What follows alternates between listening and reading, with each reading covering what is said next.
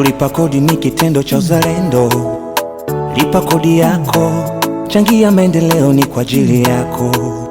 Lijenge taifa lako. Leo wanapita kutukumbusha na kutuelekeza yale ambayo tunapaswa kuyafanya.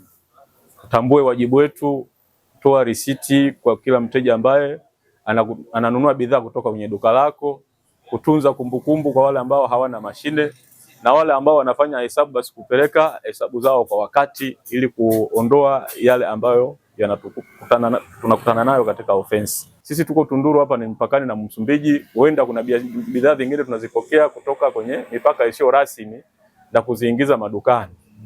Ni wasihi wafanyabiashara, kama kuna wanaofanya hivyo vitu bila kuilasimisha ile bidhaa, ni hatari kubwa sana, kwa sababu ukikamatwa athari zake ndio zile zile ambazo siku zote huwa tunaelekezwa, kwamba unapokamatwa mali hiyo inaweza kutaifishwa, na gari yenyewe iliyopakiwa mzigo, hata kama gari itakuwa imesajiliwa, lakini kama imekuwa imebeba huo mzigo wa magendo, moja kwa moja vyote vinakuwa viko hatiani. Kwa hiyo mimi niwasihi sana, mizigo yoyote inayoingia dukani kwako hakikisha kwamba imesajiliwa na TRA au imesajiliwa na wa viwango, shirika la TBS, ambao wanatambua kwamba hii bidhaa ni halali kwa matumizi ya binadamu au la.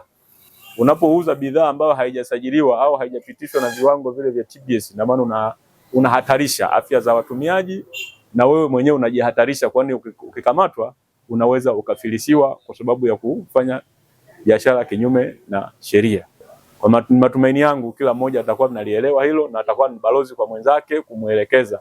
Usione kwamba unaweza kwenda njia hii nikifanya ninapata kirahisi, lakini fahamu na kufilisika kwake kunakuwa ni rahisi kwa sababu unafanya kinyume na utaratibu wa sheria za nchi yetu. Kwa pamoja tunaweza. TRA, pamoja tunajenga taifa letu.